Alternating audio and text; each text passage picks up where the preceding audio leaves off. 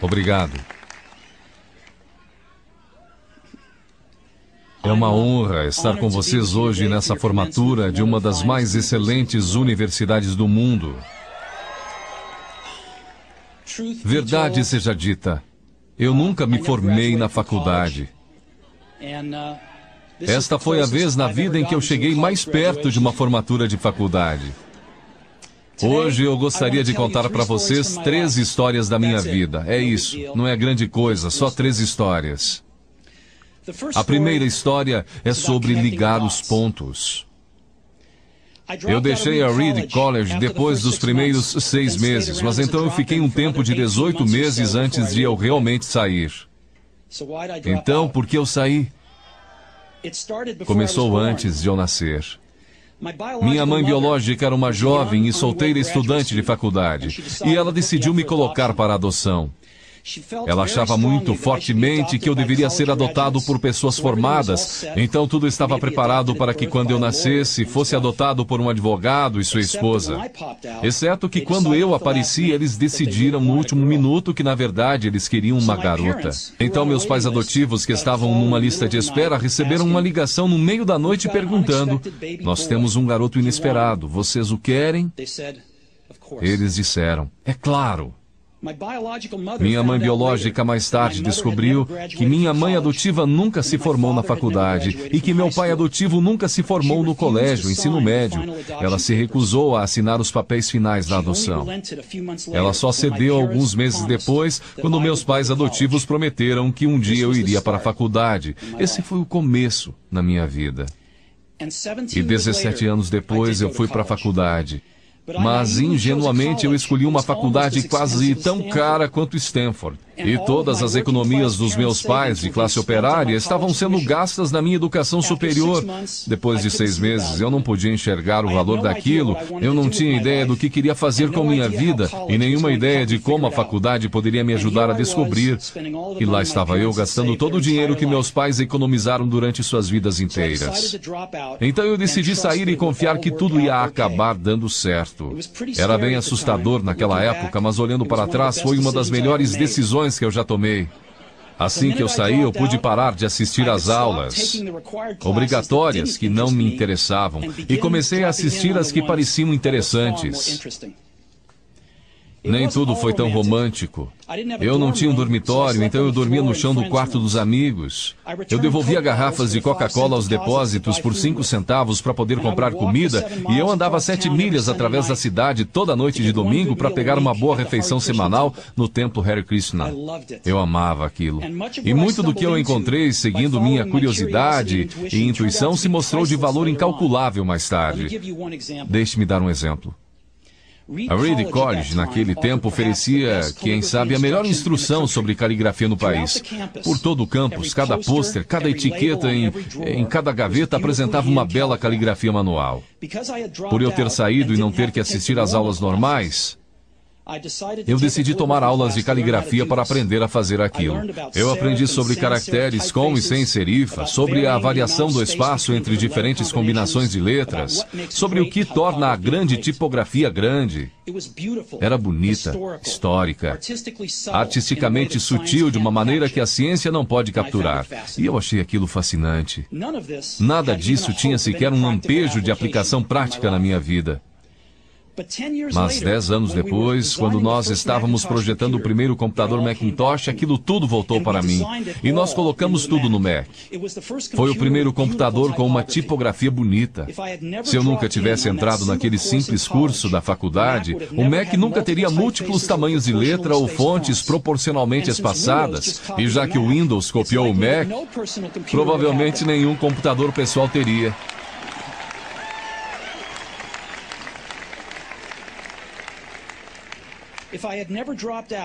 Se eu nunca tivesse deixado a faculdade, eu nunca teria entrado na aula de caligrafia, e os computadores pessoais poderiam não ter a maravilhosa tipografia que eles têm.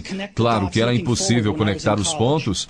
para frente quando eu estava na faculdade, mas ficou muito claro olhando para trás 10 anos depois. De novo, você não pode conectar os pontos olhando adiante, você só pode conectá-los olhando para trás. Então você tem que confiar que os pontos de algum jeito vão se conectar em seu futuro. Você tem que confiar em alguma coisa, seu Deus, destino, vida, karma, seja o que for.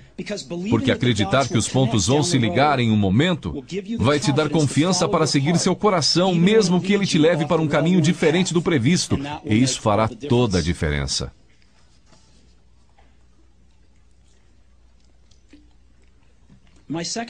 Minha segunda história é sobre amor e perda. Eu fui sortudo. Encontrei o que eu amava fazer cedo na vida.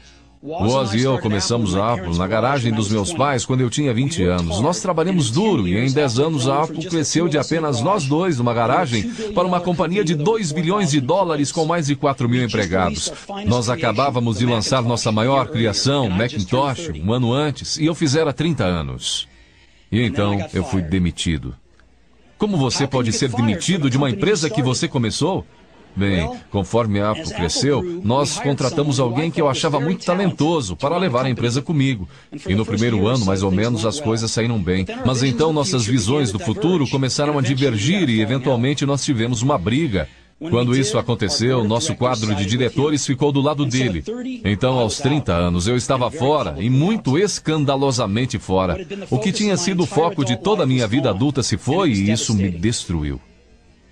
Eu realmente não sabia o que fazer por alguns meses. Senti que tinha decepcionado a geração anterior de empreendedores, que tinha deixado cair o bastão no momento em que ele estava sendo passado para mim.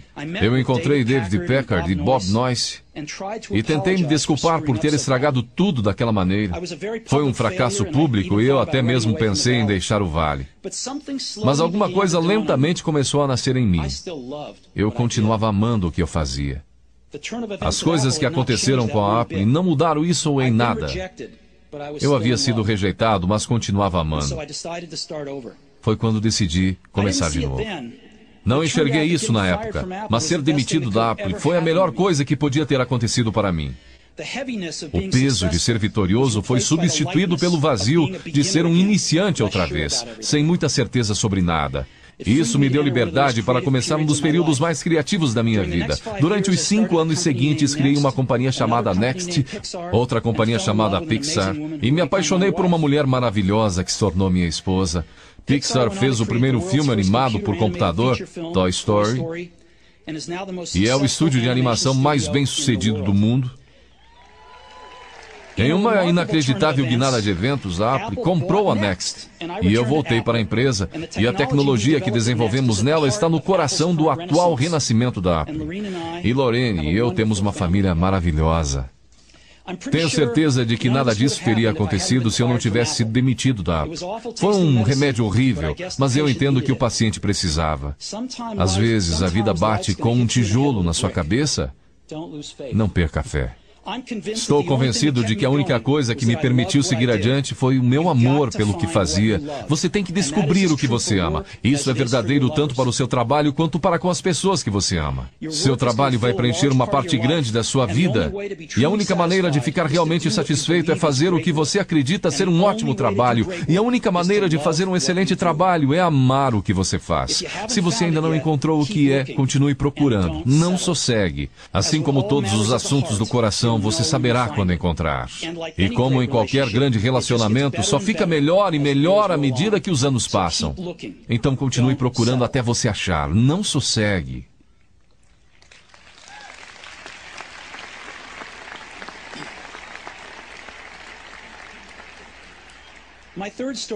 Minha terceira história é sobre a morte. Quando eu tinha 17 anos, eu li uma citação mais ou menos assim: se você viver cada dia como se fosse o último, algum dia provavelmente você vai acertar.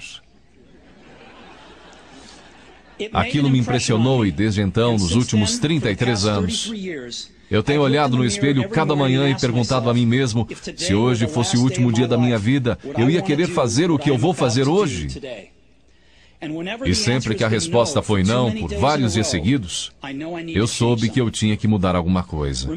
Lembrar que eu logo vou estar morto é a ferramenta mais importante que eu já encontrei para me ajudar a fazer grandes escolhas na vida. Porque quase tudo, toda a expectativa exterior, todo o orgulho, todo o medo de dificuldades ou falhas, estas coisas simplesmente somem em face da morte, deixando apenas o que é realmente importante.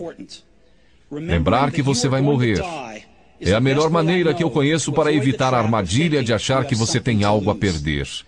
Você já está nu, não há razão para não seguir seu coração. Mais ou menos há um ano eu recebi um diagnóstico de câncer. Eu fiz um exame às 7h30 da manhã e ele mostrou claramente um tumor no meu pâncreas. E eu nem sabia o que era um pâncreas. Os médicos me disseram que era quase com certeza um tipo incurável de câncer e que eu não devia esperar viver mais do que de 3 a 6 meses. Meu médico me aconselhou a ir para casa e botar meus negócios em ordem, o que no idioma dos médicos significa prepare-se para morrer. Significa tentar dizer aos seus filhos tudo o que você pensou que teria os próximos 10 anos para lhes dizer em apenas uns poucos meses. Significa ter certeza que tudo está no lugar para que seja tão fácil quanto possível para sua família. Significa dizer adeus. Eu fiquei com aquele diagnóstico o dia inteiro. Depois, naquela noite, eu tive uma biópsia, em que eles enfiaram um endoscópio na minha garganta através do meu estômago e dentro dos meus intestinos, colocaram uma agulha no meu pâncreas e pegaram algumas células do tumor.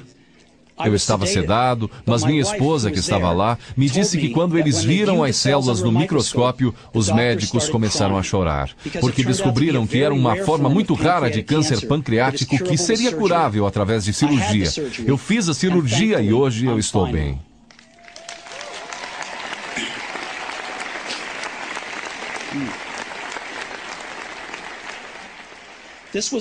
Isto foi o mais perto que eu cheguei de encarar a morte e eu espero que seja o mais perto que eu chegue por algumas décadas mais. Tendo sobrevivido, hoje eu posso dizer isto a vocês com um pouco mais de certeza do que quando a morte era um conceito útil, mas puramente intelectual. Ninguém quer morrer. Mesmo as pessoas que querem ir para o céu não querem morrer para chegar lá. E mesmo assim, a morte é o destino que todos nós compartilhamos. Ninguém nunca escapou dela. E é como deveria ser, porque a morte é muito provavelmente a melhor invenção da vida. É o agente de mudança da vida. Ela tira o velho do caminho para dar espaço ao novo. Por enquanto, o novo são vocês. Mas algum dia, não muito distante, vocês gradualmente vão se tornar os velhos e sair do caminho. Me desculpe por ser tão dramático, mas é totalmente verdade. Seu tempo é limitado, então não gaste vivendo a vida de outra pessoa. Não caia na armadilha do dogma, que é viver com os resultados do pensamento de outra pessoa. Não deixe o ruído da opinião alheia sufocar sua voz interior. E mais importante, tenha coragem de seguir seu coração e sua intuição. Eles, de alguma forma, já sabem o que você realmente quer se tornar. Tudo mais é secundário.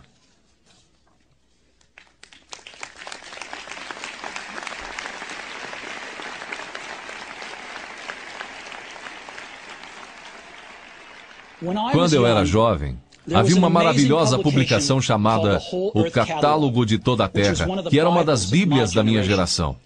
Foi criada por um camarada chamado Stuart Brand, não muito longe daqui, em Menlo Park. E ele deu vida à publicação com seu toque poético. Isso foi no final dos anos 60, antes dos computadores pessoais e da editoração eletrônica, então tudo era feito com máquinas de escrever, tesouras e câmeras Polaroid.